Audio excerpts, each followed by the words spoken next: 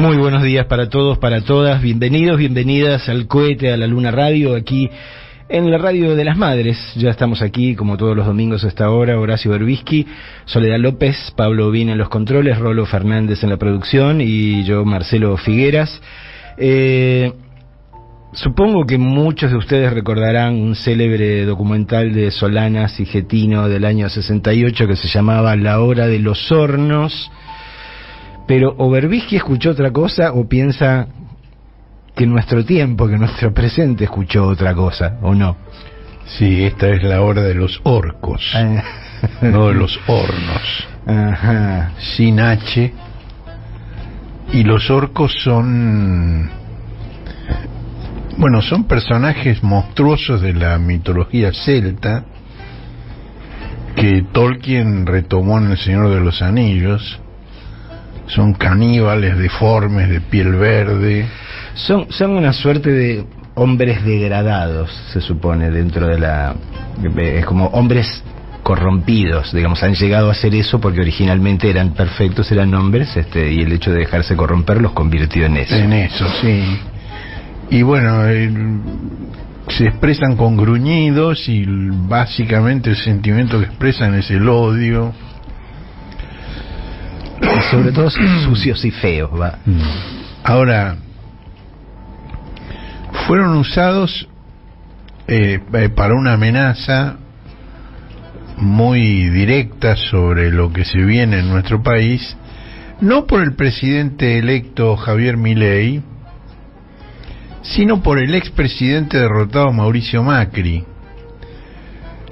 Macri fue entrevistado el lunes de la semana pasada por uno de esos periodistas que en vez de preguntas le tiran centros para que cabecee. Y ahí dijo, cito textualmente: el núcleo revolucionario de Milei, formado por jóvenes, no se va a quedar en casa si estos señores empiezan a tirar toneladas de piedras. Los jóvenes van a salir. Entonces los orcos van a tener que medir muy bien cuando quieran salir a la calle a hacer desmanes. Bueno, los orcos ya explicamos quiénes son. Enseguida vamos a hablar de los jóvenes revolucionarios. Esa palabra, digamos, viene del inglés antiguo y en castellano también se podría traducir por ogro. Claro. Bueno, Macri usa la palabra para calificar a quienes resistieron las políticas de su gobierno y que anuncian desde ya su desacuerdo con algunos de los anuncios de Milei de trozar la Argentina con la motosierra, ¿no? Bueno, la CGT le respondió que Macri expresa un espíritu de venganza por todo lo que quiso y no pudo demoler de su gobierno. Y expresó dudas de que Milei se resigne a ser instrumento de Macri. Es una observación interesante de la CGT porque ese es uno de los temas fundamentales en debate en estos días. Si Milei va a ser un presidente autónomo o si va a ser un efector o un títere de Macri, ¿no? Marcelo me mostraba hace un rato un meme que está circulando, que hay en el sillón presidencial hay un gato sentado y debajo del sillón a sus plantas rendido un león, ¿no? Esa es una posibilidad, pero no es algo ya decidido, es algo justamente en disputa, ¿no? En este momento. Bueno, y Héctor Daer, el secretario general de la CGT, dijo que ni nosotros ni los jóvenes estamos dispuestos a una batalla campal para debatir ideas. Las ideas se debaten frente a los ojos del pueblo. Bueno, la aversión de la CGT a las batallas no es dudosa. Está demostrada, es lo que hizo que Perón los llamara sabios y prudentes. Ahora, respecto de los jóvenes revolucionarios, está por verse. Ahora, una cosa de la cual a mí me parece que no puede haber dudas es que cualquier acción de resistencia que no desee ser funcional al proyecto neoliberal deberá ser masiva. Me parece que esa es la clave de lo que viene.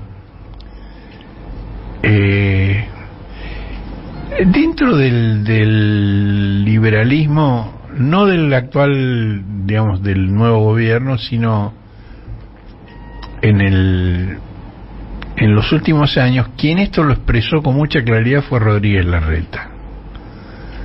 Cuando Patio Bullrich le cuestionaba que él no reprimía las movilizaciones, Larreta dijo, bueno, si son 100, si son 200 los sacamos con la policía, pero si son 10.000 no podemos. Y si son 100.000 no te cuento. Esto ya lo vivimos, porque en el año 18 las movilizaciones convocadas por la CTA, por el Fresimona, por la Corriente Federal del Sindicalismo, y si queremos singularizar, por Yasky, Pablo Moyano y Sergio Palazzo y Abel Furlan, llenaban 10 cuadras de la 9 de julio de ancho a ancho. Y frente a eso, no sé, frente a eso solo niveles incrementales de violencia que hoy son inimaginables, pero dentro de un marco democrático, frente a eso no hay nada, no hay nada que se pueda hacer para reprimirlo, ¿no? Ahora, digo, ¿por qué es importante lo de Macri? Que me lleva a poner ese título de La Hora de los Orcos, ¿no? Porque frases como esa de Macri habilitan para que salgan del taller mecánico los Falcon Verde y para que se multipliquen las amenazas, no solo en las redes antisociales, sino en los territorios, que es donde se perciben los efectos de las decisiones de la alta política. Ahora, los elfos que realizan estas amenazas no son jóvenes ni bellos como los mitológicos, pero sí son muy expresivos. Vamos a escuchar un poquito, no mucho, de un video que grabó un señor que se llama Marco Antonio Chediek. Bueno, escucharlo primero, después te cuento quién es. Bueno, gente, más que nada para Grabois, Moyano, Pérsico todavía no saltó, Baradel, Pollo Sobero. Los hago responsables a ustedes de lo que pueda llegar a pasar con sus militantes en la marcha que están programando hacer. Van a ser responsables de cualquier acción que pueda pasar en consecuencia a lo que ustedes quieren hacer. Así como quisieron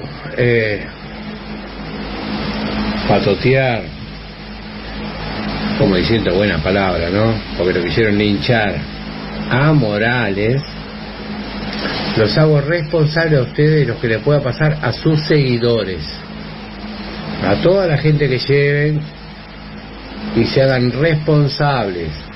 Bueno, esto sigue varios minutos más y este señor recomienda que lleven chalecos antibala. Bueno, en la referencia que hace a Morales es a Evo Morales, al expresidente de Bolivia, ¿no? Y esta amenaza prefigura la coordinación de grupos de choque con fuerzas de seguridad. Y una de las cosas que dice Chediek es que la policía no va a reprimir, no los va a reprimir a ellos, ¿no? A los elfos. va a dejar que las cosas sucedan como tienen que suceder, están notificados, porque de este lado no hay balas de goma, dice. Bueno, Chediek no es un marginal, es director de estrategia corporativa de una empresa constructora que se llama Grupo Chediek. La Secretaría de Derechos Humanos le hizo una denuncia penal por estas amenazas. Es un admirador declarado de Bukele, el presidente salvadoreño. Es técnico mecánico de aviación, recibido en la Escuela Nacional Técnica número 1 de la Fuerza Aérea en el Palomar. Y en su página de LinkedIn se vanagloria de su capacidad de análisis. Y en la página del Grupo Chediek lo ves trabajando, es una especie de capataz, dando directivas a los obreros, a los trabajadores. Es un tipo muy robusto, muy... Nada élfico. Nada élfico, no. Ahora,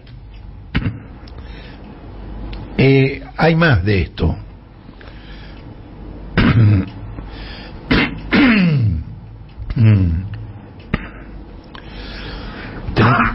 Problemas de embrague. Bueno, hay una ex funcionaria del gobierno de Macri que se llama María Eugenia Talerico, que fue subdirectora de la Unidad de Información Financiera, pero como corresponde al gobierno de Macri, antes había actuado como abogada defensora ante la UFI de los directivos del HSBC investigados por lavado de dinero. Este tema de que no se sabe bien de qué lado del mostrador están, ¿no? Bueno, esta mujer es abonada a los seminarios en la Universidad de Miami que organiza el Comando Sur y anunció el uso del monopolio de la fuerza en el marco del Estado de Derecho si quieren desestabilizar al presidente elegido por el 55% de la ciudadanía. Y agrega: la designación de quien está a cargo del Ministerio de Seguridad es estratégica. La coordinación de toda la fuerza de seguridad y el acondicionamiento de lugares de detención será indispensable. ¿Qué le... Bueno, Chediek no es un marginal, pero no es tampoco una figura política. No ha participado en ningún gobierno. Talerico sí. Talerico es una persona del núcleo de confianza de Macri. En la noche de las elecciones Milei había hecho una referencia con una frase de Perón: dentro de la ley todo, fuera de la ley nada.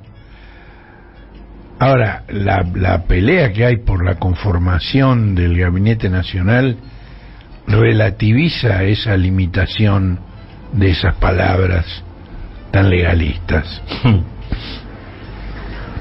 Ustedes vieron que Milei dijo que solo él o su oficina como presidente electo, la oficina del presidente electo, sí, haría los anuncios sobre designaciones. Claro, eso de la oficina del presidente electo pretende dar una imagen de institucionalidad, de seriedad, que después la práctica de lo que hacen desmiente de una forma rotunda. Empezando por James Cameron en vez de David Cameron. Sí, se confundieron de Cameron. Bueno, el jueves, por vía de trascendidos, se difundió que los ministerios clave de Economía y de Seguridad serían ocupados por Luis Toto Caputo y por Patio Bullrich. Y acá en la página tenemos una hermosa foto de Patio Bullrich abrazada con María Eugenia Talerico. Ahí hay un eje. Preparen los lugares de detención. Bueno, Caputo y Bullrich tienen relación con los jóvenes revolucionarios. La empresa familiar del anunciado ministro Caputo Hermanos financió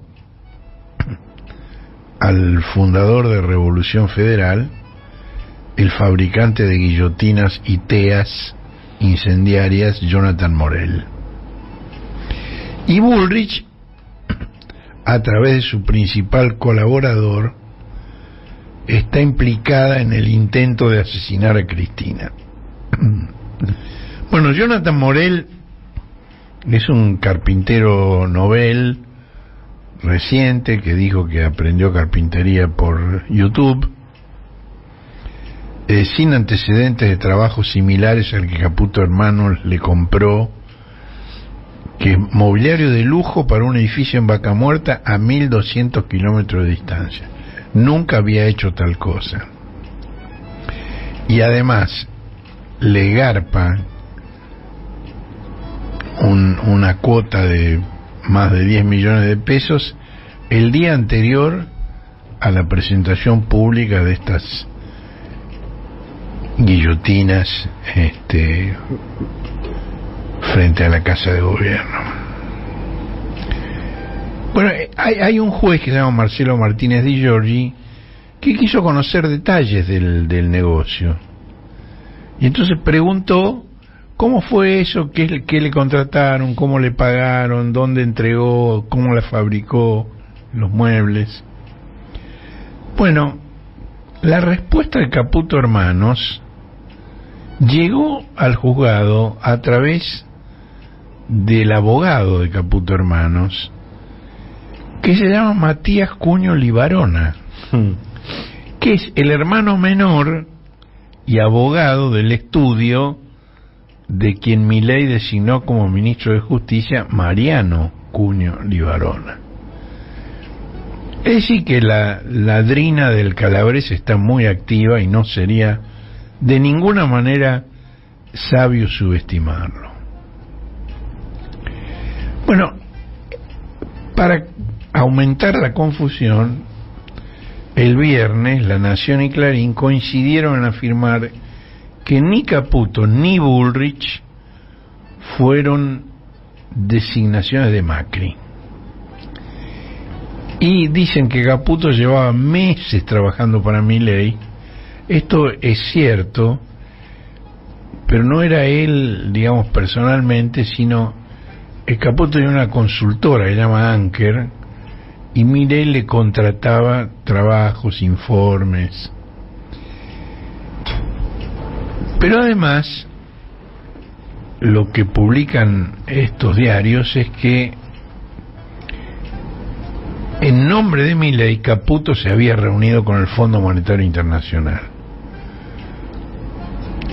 antes de que sonara como ministro.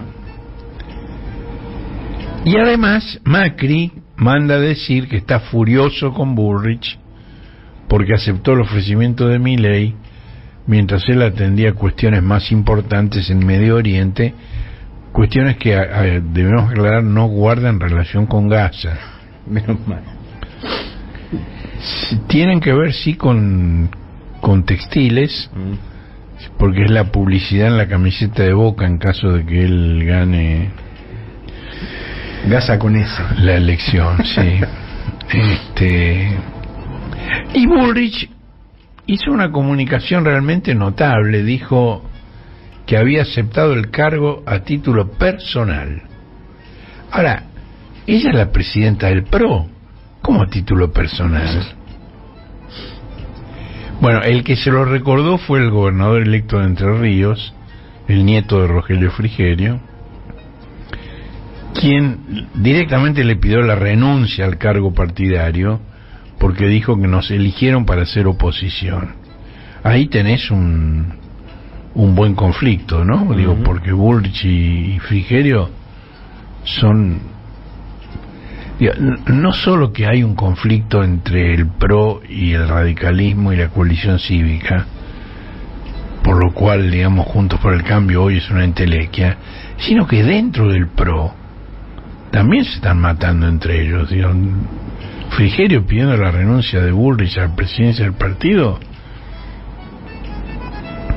Bueno, Antes de esto el humor de Macri ya estaba bastante agrio, porque Milei desdeñó sus propuestas de nombrar a Germán Garabano en Justicia y a Javier Iguacer en YPF.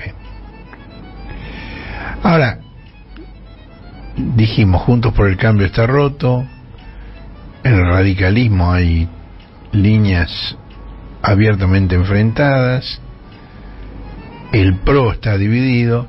Ahora, los libertarios también, porque el presidente electo había anunciado, no lo anunció un vocero ni un diario, lo anunció Milei, que el presidente del Banco Central era Emilio Campo, que tenía la misión de, no sé si dinamitarlo, no me acuerdo cuál es la palabra que dijo. Dinamitar era, creo. Ahora, cuando surge la designación de Caputo, Ocampo renuncia a la presidencia del Banco Central, que todavía no asumió, y coincide con él el gurú del SEMA. El SEMA es el Centro de Estudios Monetarios Argentinos, que comenzó siendo un think tank y después se convirtió en una universidad del SEMA. Rodríguez fue una figura muy importante en el equipo económico de Menem y era el jefe de asesores de Milei. Ahora, también Rodríguez renunció como jefe de asesores y lo hizo diciendo que Caputo solo sabe colocar deuda, pero de economía nada. Ahora, esto es tan así que desde Washington el Fondo Monetario dejó saber que los dos directivos que se encargan específicamente de los temas argentinos, que son el chileno Rodrigo Valdés y el venezolano Luis Cubedu, lo sacaron carpiendo a Caputo cuando sondeó la posibilidad de un nuevo préstamo de $10.000 millones. Ahora, ¿cuál es el plan de Caputo? Está planeando enajenar el Fondo de Garantía de Sustentabilidad del ANSES y el paquete mayoritario de YPF como respaldo para un nuevo endeudamiento. Le llaman securitización porque, bueno, se tomarían esos activos y sobre esos activos se emitirían fragmentados títulos. Es decir, el Fondo de Garantía de Sustentabilidad vale $63.000 millones, vos lo fragmentás en pedacitos y sacás securities sobre ese dinero, digamos. Sería la forma que adquiriría el nuevo endeudamiento. Ahora, Rodríguez dijo, bueno, pero esto es nueva deuda y cuando haya que pagarla van a subir los impuestos de nuevo, dijo Carlos Rodríguez. Es decir, todos ellos son liberales neo. Digo, no estamos hablando aquí de una confrontación entre un proyecto neoliberal y un modelo nacional y popular, para nada. Bueno, en lugar de Ocampo se anunció que al Banco Central iría el que fue director del banco con Macri, Demián Reidel, que es un físico, un matemático, es un tipo con muchos títulos académicos. Él estaba por subir a un avión para un viaje interno en Estados Unidos cuando le llegó el mensaje de que tenía que dejar todo y venir urgente a Buenos Aires. Vino, le ofrecieron el Banco Central, publicaron que él era el nuevo presidente del Banco Central. Ahora, cuando se enteró de lo que estaba planeando Caputo, dijo, no, con esto yo no agarro. Es decir, que ya faltan todavía 2 semanas para que asuma el nuevo gobierno y ya tenemos 2 expresidentes del Banco Central de Milei. Es Este es un récord sin precedentes, ¿no?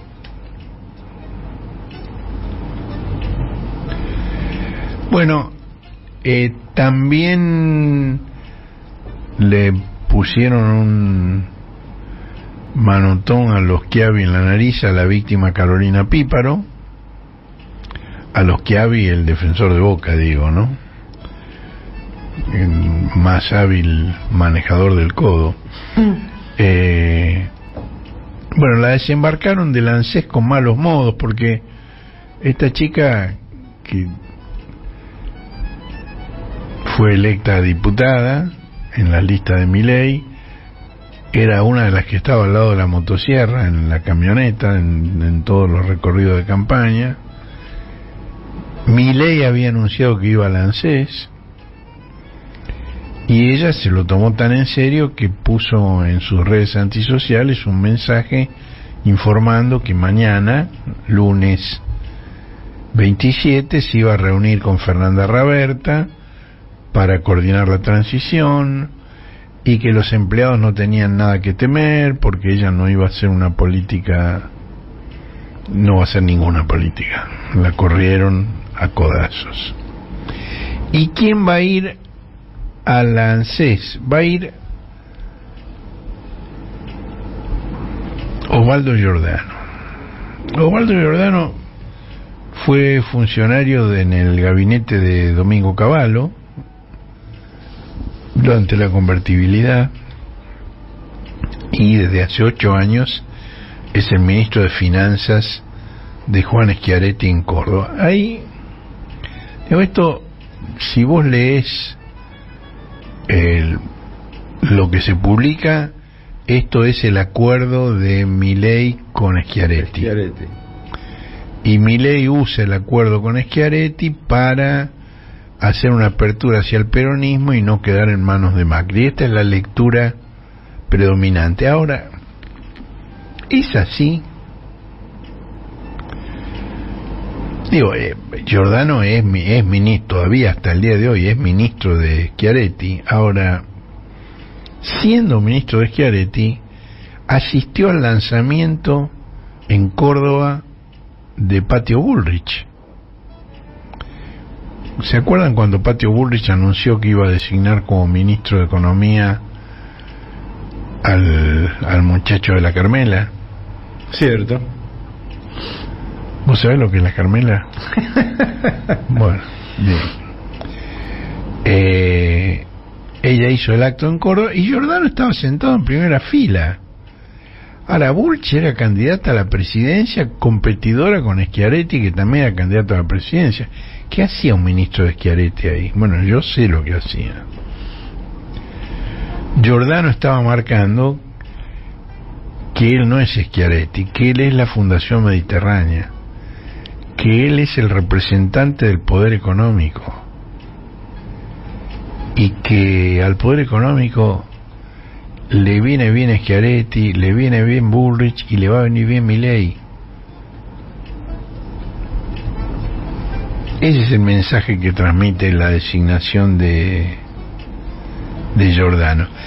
Donde sí puede haber un intento de acercamiento a Schiaretti es en la pretensión de Milei de que presida la Cámara de Diputados Floro Randazzo, que fue candidato a vicepresidente de Schiaretti. Ahora, me parece que tiene bajas probabilidades de serlo, por varias razones. No tiene diputados, tenía 3, ahora no va a tener ninguno.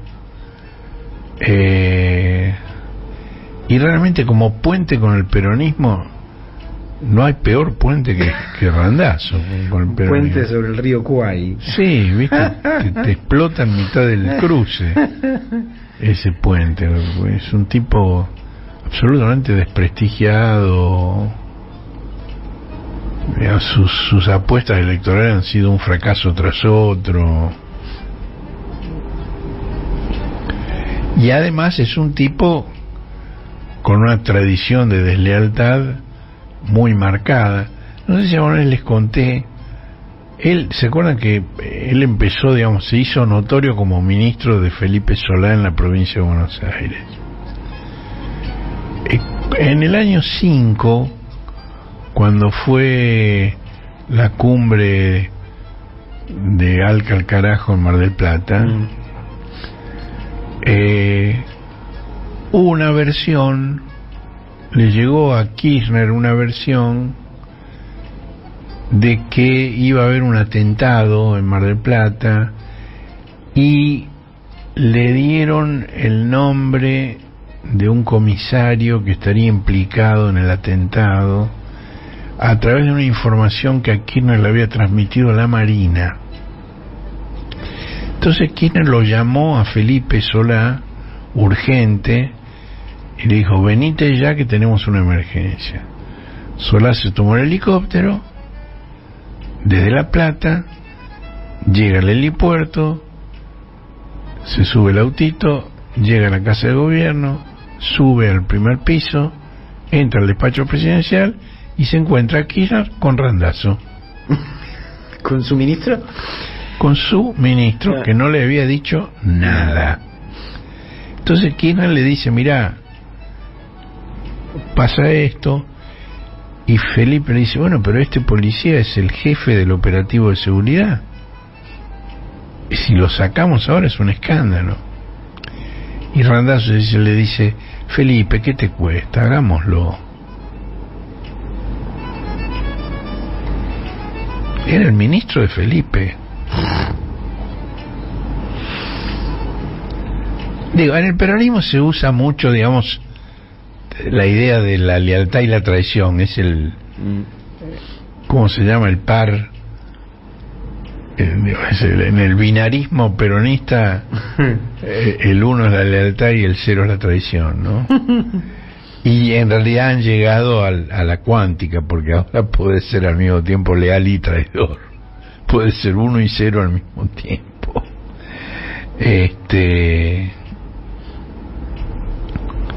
De modo que yo creo que no va a ser. Además, hay una discusión en curso importante, y es si el peronismo le va a dar a Milei las presidencias de las dos cámaras, es decir, la presidencia provisional del Senado y la presidencia de la Cámara de Diputados. En general, esto, digamos, son cargos que se conceden habitualmente a quien gana la presidencia. Ahora, lo que pasa es que Milei ganó la presidencia, pero sus bloques legislativos son raquíticos. Tiene 7 senadores y 36 diputados nada más. 7 senadores sobre 72 y 36 diputados sobre 227. De modo que sobre 257, perdón. De modo que es discutible si tienen que entregarle, y se está discutiendo. Lo que es seguro es que si deciden entregarle esas posiciones, lo que no le van a entregar es la Secretaría Legislativa, la Secretaría Administrativa y las presidencias de las principales comisiones. Eso no se lo van a entregar. Eso sí es de pura lógica política. Hay que respetar la voluntad popular, sí. ¿Ganó Milei? Sí. Ahora, en diputados y en senadores no ganó Milei. En diputados y senadores, en el Senado, el peronismo está a un voto del quórum propio. Y en diputados está 21 bancas por debajo del quórum propio, pero muy por encima de las demás fuerzas. Y vos, dentro de estas divisiones que hay, si vos sumás los votos que tiene Milei en las dos, la banca que tiene Milei en las dos cámaras, más las que tiene el ala dura del PRO que responde a Macri, aún así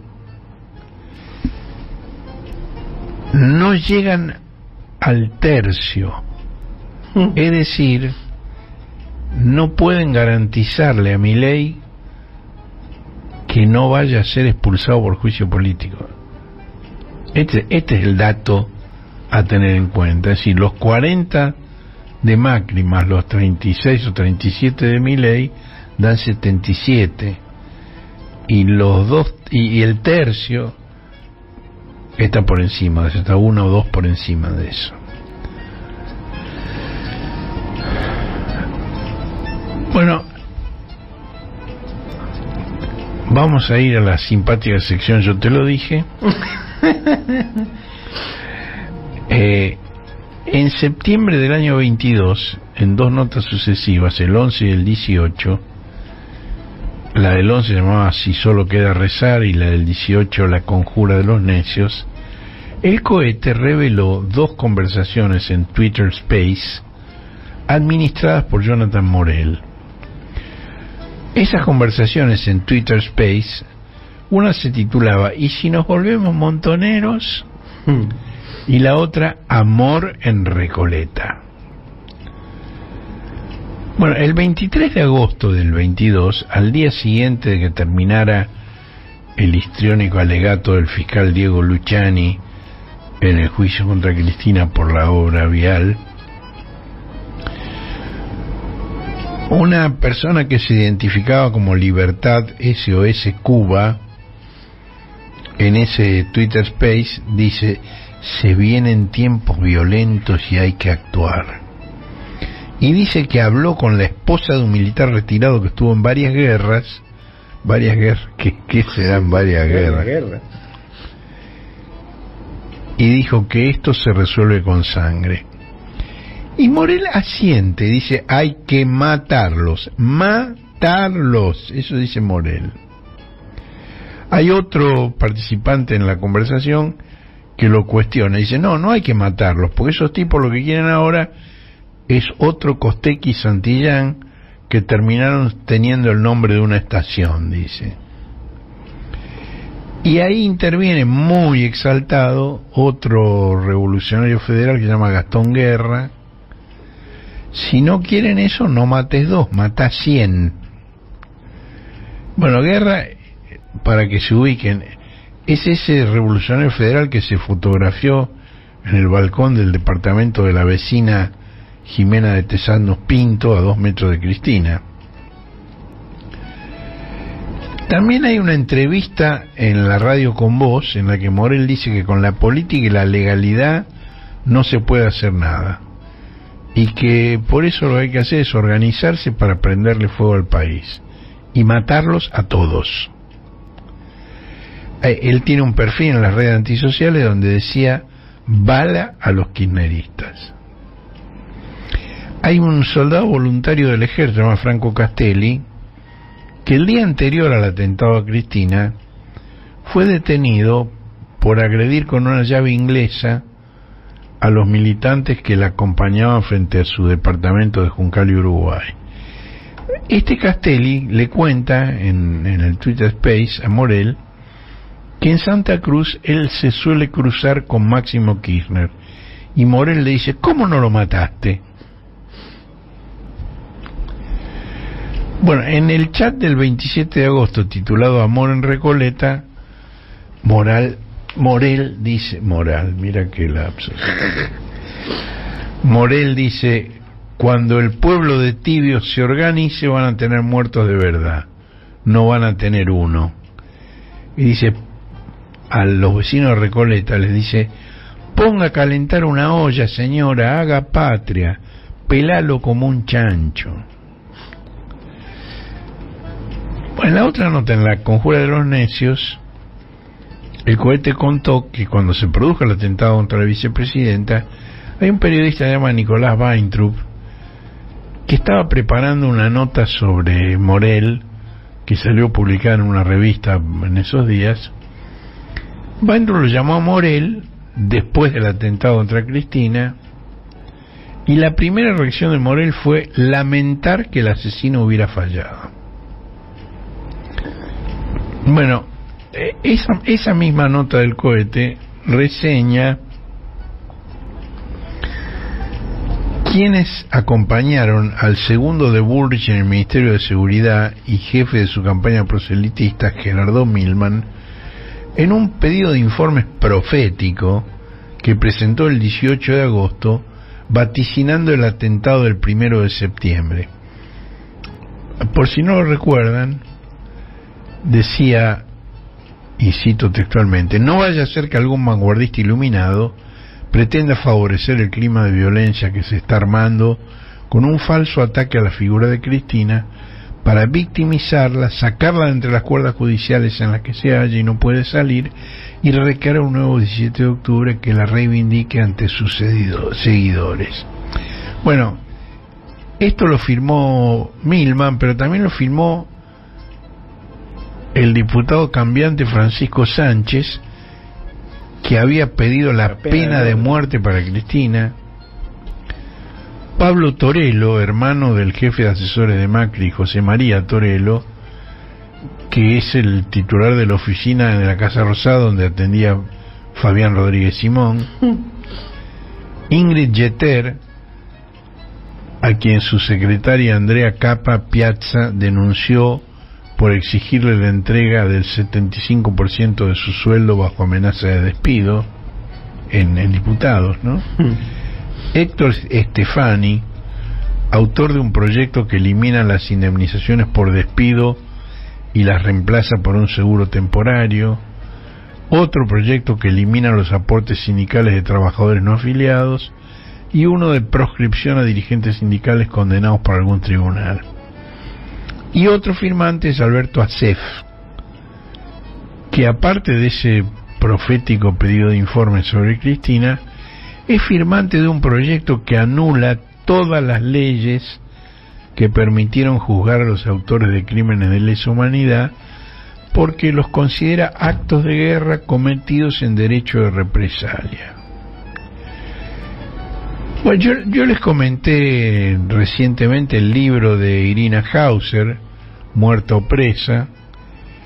Bueno, me parece que el mayor aporte de ese libro, no el único por cierto, pero el mayor, el que yo no vi en ningún otro lado, fue haber encontrado en el expediente judicial una foto de Milei con Sabac Montiel, el frustrado asesino de Cristina. Y esta semana Morel se acercó a la residencia de Olivos para saludar a Milei cuando estaba reunido con Alberto Fernández. Esta es la situación, digamos, del gobierno que viene, de los libertarios, del macrismo, del radicalismo. Ahora veamos qué está pasando del otro lado. Hay, digamos, sectores que tuvieron un rol muy destacado en la reafirmación de la candidatura de Axel Kicillof a un segundo mandato como gobernador de Buenos Aires y que participaron en forma muy activa en la campaña electoral. Bueno, ahora, después de la elección, con Axel reelecto gobernador y Milei electo presidente, a mi juicio se apresuraron a proclamar a Axel como el líder del peronismo en la etapa que se inicia y como potencial candidato en 2027. Bueno, se identifican como la mesa de Ensenada, y para ubicar, digamos, sus posiciones políticas se pasaron meses, digamos, desde principios del año, insistiendo en que la única candidatura presidencial aceptable era la de Cristina, a pesar de las señas inequívocas que Cristina emitía en contrario. Bueno, en la mesa de Ensenada prefirieron atribuir esas señas de Cristina a la voluntad de Máximo Kirchner, es decir, no era Cristina, era Máximo que no quería que Cristina fuera candidata. Y en realidad Máximo solo expresaba el conocimiento que tenía de primera mano de la voluntad de su madre, pero no lo interpretaban así, lo interpretaban como una jugada de Máximo, porque además Máximo planteaba que Axel fuera el candidato a la presidencia. Entonces sentían que era una jugada de Máximo para correrlo a Axel.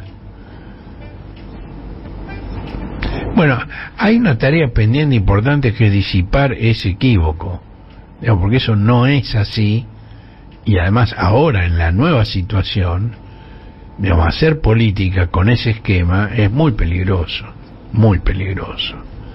No puede haber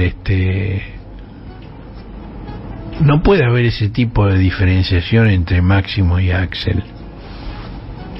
Ahora, el propio Kicillof se mantuvo en silencio.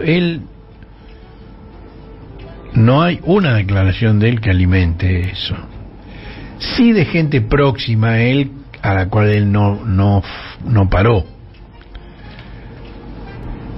Por supuesto, no creo que le disguste la idea de ser futuro presidente, pero me parece que Axel tiene más conciencia que un intendente o que un ministro sobre lo complejo de este momento. Es decir, por un lado, Axel nunca dejó de reconocer el liderazgo de Cristina, se dirige a Cristina con un respeto reverencial que se manifiesta incluso en los pequeños detalles, porque, por ejemplo, la trata de usted. No todos la tratan de usted a Cristina. Además, la mirada de Axel está puesta mucho más acá de 2027. Axel no está pensando diciembre. Claro, está pensando en el pago del aguinaldo y de los sueldos de diciembre. Y esto depende de razones estructurales. Es decir, él no solo tiene que pagar los sueldos, los aguinaldos, sino que hay deudas de los municipios con la provincia que los municipios no tienen cómo cancelar. Y entonces le pidió la autorización a la legislatura para colocar deuda por 150 millones de pesos. Ahora, yo cuando vi la noticia... ¿Pesos o dólares? Dólares. Cuando yo vi la noticia, que digamos era un título de Infoemba, que decía Axel pidió autorización a la legislatura para endeudarse por 150 millones de dólares, dije, ¿cómo es esto? La legislatura no puede autorizar al gobernador a endeudarse en dólares. La autorización para endeudarse en dólares solo la puede dar el Ejecutivo Nacional o el Congreso Nacional, pero no la legislatura bonaerense. Bueno, me puse a averiguar, empecé a preguntar. No, es en pesos por el equivalente a 150 millones de dólares. Es decir, Axel también está utilizando el dólar como referencia, como medida de valor, ¿no? Ahora, ¿cuáles son las razones estructurales que lo ahogan a Axel? La ley de coparticipación del año 88, cuando el presidente era Alfonsín y el gobernador era Alejandro Armendáriz, que es el último radical que llegó a ese cargo, porque Alfonsín necesitaba, ya en el final de su gobierno, que la mayoría peronista en el Senado le apoyara determinadas medidas, porque si no hubiera tenido que renunciar aún antes a la presidencia. Y esa ley, digamos, que Alfonsín negoció cuando Armendáriz era el gobernador, se sancionó cuando ya había asumido como gobernador Antonio Cafiero, que se pensaba como futuro presidente. Digamos, Cafiero es el padre espiritual de Rodríguez Larreta, como presidente que no fue, ¿no? Bueno, en el 94 se reformó la Constitución y ahí hubo otro escollo muy duro, porque le atribuyó poder de veto a todas las provincias en la coparticipación, pues la Constitución dice que no podrá sancionarse ningún cambio sin la aprobación de la provincia interesada. Es decir, que las 24 jurisdicciones tienen poder de veto, basta que uno no quiera para que 23 no puedan. Esa es la explicación de por qué 35 años y 8 presidentes después se aplicaron un centenar de parches, pactos fiscales, refinanciamiento de la nación, fondos especiales, autorizaciones para endeudarse en el exterior, pero no se pudo sancionar la nueva ley de coparticipación que la Constitución ordenaba que tenía que sancionarse en menos de 2 años. Y esto ha generado una negociación constante entre Buenos Aires y la Nación, que fue cambiando según el momento político. No es lo mismo un gobernador de un signo que de otro, no es lo mismo un presidente del mismo signo del gobernador o del signo opuesto, o incluso de líneas internas distintas de la misma fuerza.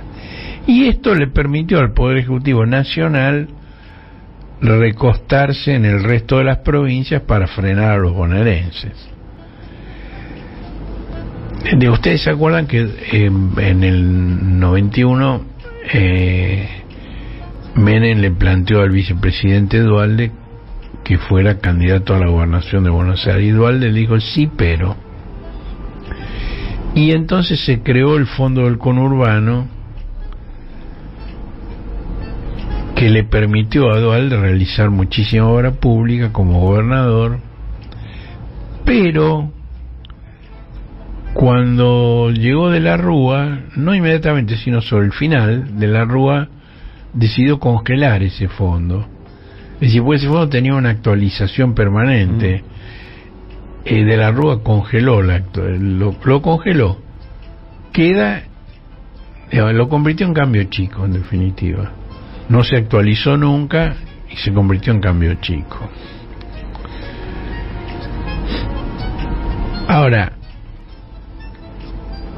Duhalde, en el año 2005, 2 años después de la elección de Kirchner, intentó confrontar con Kirchner enarbolando la bandera de la coparticipación para mejorar la situación de Buenos Aires. Bueno, ese fue un error descalificatorio, porque Kirchner organizó un desfile de gobernadores por su despacho, iban varios por día, y esto, digamos, lo aisló totalmente a Duhalde, y fue el final de la carrera. Duhalde no existe desde ese año, desde el 2005 que Duhalde es nada más que un fantasma que aparece para decir alguna cosa estridente y no pasa nada con eso.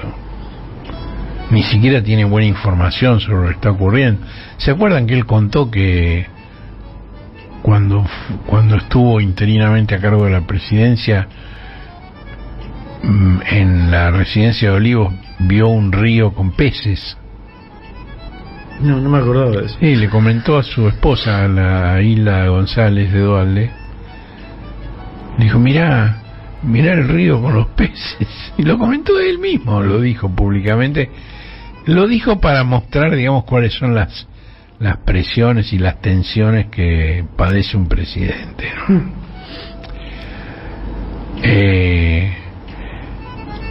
Bueno, la reforma del 94 para la provincia de Buenos Aires tuvo un efecto perverso, porque por un lado suprimió el colegio electoral, con lo cual el 37% del padrón de electores bonaerenses se convirtió en decisivo para decidir el poder nacional, siempre y cuando votaran lo mismo. En esta elección ha quedado demostrado que no votan lo mismo.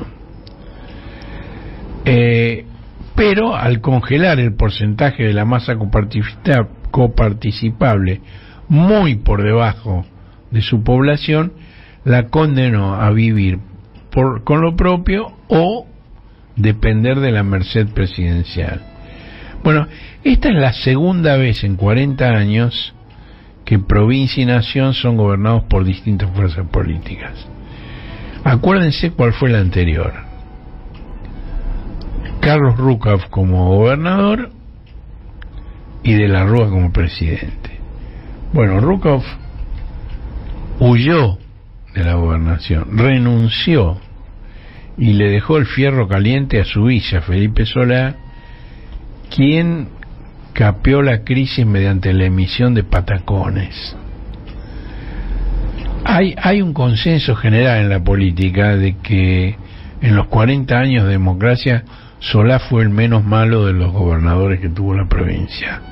antes de Kicillof. Bueno, desde el gobierno nacional el kirchnerismo acudió a un programa federal de desendeudamiento. El gobierno nacional transfirió cuantiosos fondos a las provincias para la ejecución de obra pública, es decir, las financiaba la nación pero las ejecutaban las provincias, y esas inversiones implicaron mayor actividad, consumo e impuestos provinciales. Y también la nación se hizo cargo de millones de jubilados, pensionados y veteranos. Pagó subsidios por el transporte, por el gas, por la energía, financió asistencia social, planes de empleo, planes de vivienda, planes de infraestructura, el presupuesto de las universidades que funcionan en las provincias y el fondo de incentivo a los docentes. Ahora, todo esto lo que te muestra es qué duro es lo que viene, porque todo eso es lo que Milei va a cortar con la motosierra. Y además las provincias no pueden ilusionarse con un nuevo endeudamiento, porque nadie les prestaría en este momento. ¿Quién le va a prestar a una provincia argentina? Aún en la hipótesis de que el gobierno nacional lo aprobara, cosa que es más que dudoso. Entonces esto plantea un problema de supervivencia a Kicillof, pero a los demás gobernadores también, incluyendo los de Juntos por el Cambio. La Libertad Avanza no tiene ni un solo gobernador y apenas tiene un puñado de intendencias, ninguna de ellas significativa, no tiene ninguna de las grandes ciudades del país, está en manos de los libertarios. Ahora, los argumentos con los que Milei anunció la paralización de la obra pública son verdaderamente insostenibles. Si él dice que si no hay inversores privados, eso significa que la obra no es necesaria. Bueno, esto desconoce el ABC probado en todo el mundo, no solo en Argentina, en este tipo de emprendimientos. Y porque además, digo, esto lo podés aplicar, y lo intentó aplicar Macri, lo aplicó Macri y terminó muy mal. Los programas llamaban de participación público-privada.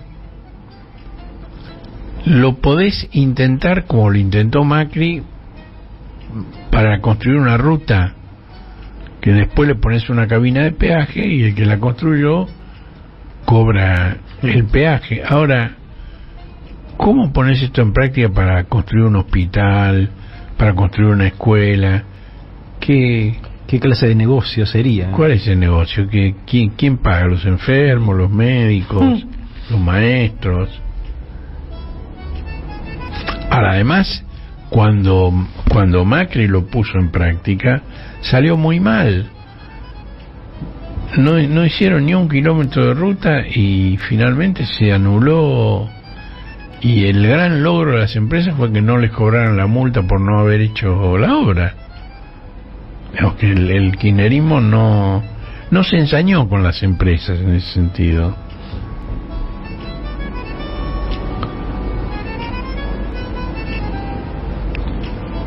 Ahora, Milei dice, no vamos a ajustar sobre los trabajadores, vamos a ajustar sobre la política. Bueno, ahora, si vos paralizás la obra pública, va a haber miles de despidos y quiebras en las empresas constructoras.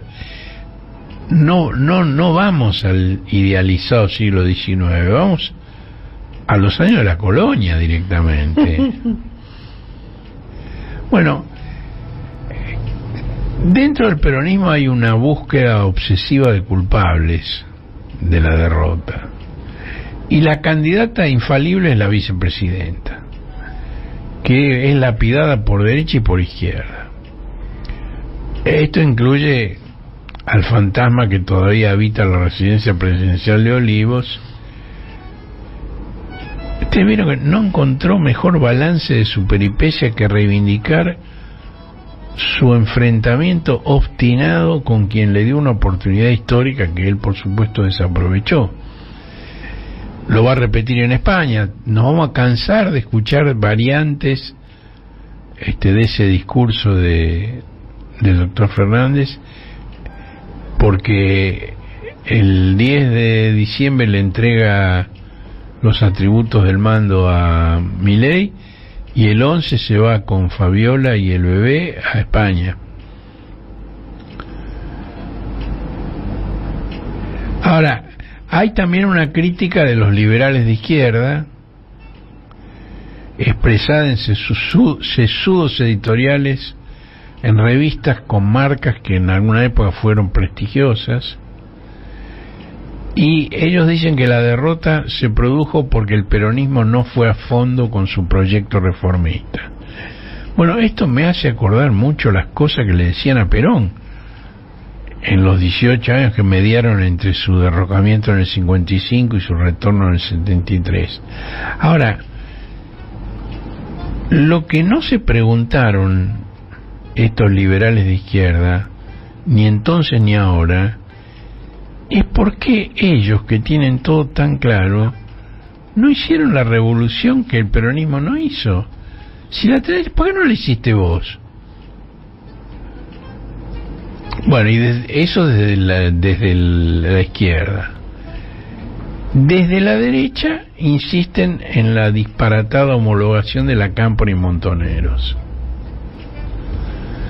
Ahora, cosas que no se han visto analizadas del mapa electoral. Y no se han visto analizadas porque no hay voluntad de destacar estas cosas, porque hay voluntad de confundir las cosas y de plantear un panorama que no es real.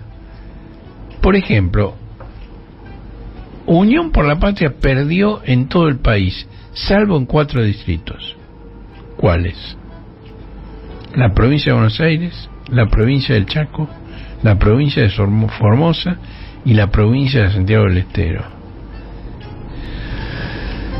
Son las 4 provincias que reivindicaron en forma explícita el kirchnerismo. Son las únicas 4, y son las únicas 4 donde no se perdió. Bueno, también hubo buena elección en los municipios del conurbano bonaerense, donde la Cámpora había prevalecido en las elecciones generales de octubre, como Quilmes, Lanús y Hurlingham. Y también los kirchneristas no camporistas ganaron en forma muy nítida en Berisso, en Ensenada y en Avellaneda. Massa como candidato hizo un esfuerzo enorme durante la campaña que merece todo el reconocimiento, pero hubiera sido un milagro que el electorado prefiriera al ministro de Economía de una gestión que termina con cerca de 140 de inflación anual. Ya Marcelo va a volver sobre eso en su nota. Porque de otro modo, una militante dijo una frase que yo retengo, dijo: si con 140 de inflación podemos ganar la elección, hay que quemar el manual de conducción, tomar la Biblia y salir a predicar.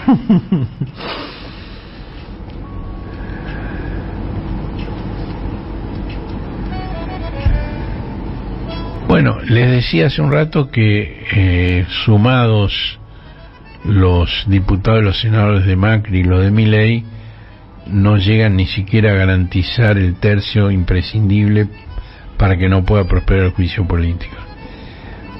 Yo cuando comenté esto me dicen: che, bueno, pero todavía no asumió. ¿Por qué hay que pensar en cosas tan desagradables como el juicio político? Bueno, Milei dijo que él va a ser el primer presidente libertario en la historia de la humanidad. Bueno, no es cierto. Hay un precedente. Hace apenas 14 meses. Fue la primera ministra británica Liz Truss. Nadie se acuerda porque en ese momento estábamos aquí bajo el impacto del atentado contra Cristina. Ocurrió en esos días. Ella asumió el 6 de septiembre del 2022. El atentado contra Cristina fue el primero. De modo que aquí, de Liz Truss, vos le mencionás Liz Truss a cualquiera en la Argentina y te mira con... ¿De qué época fue? Incluso yo hice la prueba con gente no con gente razonablemente informada. Más que razonablemente informada. Me dice, ¿y de cuándo fue? Me preguntaron. Digo, de hace un año. Bueno, ella asumió el 6 de septiembre del 22. Además, en ese momento la información que venía de Gran Bretaña giraba en torno a la agonía de la reina Isabel, que estaba enferma. Bueno, y el 23 de septiembre anunció su plan fiscal, que consistía en que una rebaja de impuestos a los ricos, no compensada por otras medidas, es decir, el Estado se desfinanciaba. Bueno, el premio Nobel de Economía Paul Krugman escribió en el New York Times que los mercados financieros detestaron la medida, las tasas de interés se dispararon, la libra se desplomó y el gobierno se vio obligado a dar marcha atrás. La tasa de aprobación de Liz Truss entre el electorado se redujo al 9%. Y después de apenas 44 días en el cargo, Truss le presentó su renuncia al nuevo rey Carlos III. Según el registro de The Economist, la revista británica, fue la jefa de gobierno más fugaz de la historia.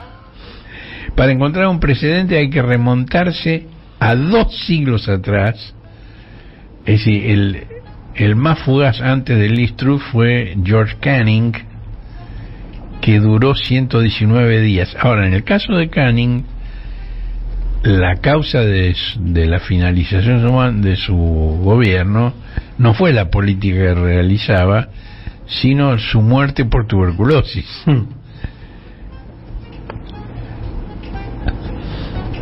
El otro gran diario de negocios de Occidente, el Wall Street Journal, escribió que debido a la experiencia de Liz Truss, los defensores del libre mercado temen que el caos de las últimas semanas volverá políticamente tóxica durante los próximos años la idea de reducciones impositivas. Muy preocupado el Wall Street Journal, por supuesto. Ahora, yo digo, ¿los conservadores de Estados Unidos e Inglaterra se volvieron populistas? No.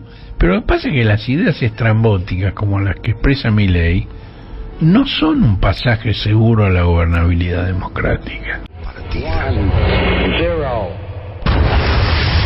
El cohete a la luna radio, un desplazamiento estelar, con Horacio Verditsky, Marcelo Figueras y la participación de Josefina Bolis y Guillermo Hernández.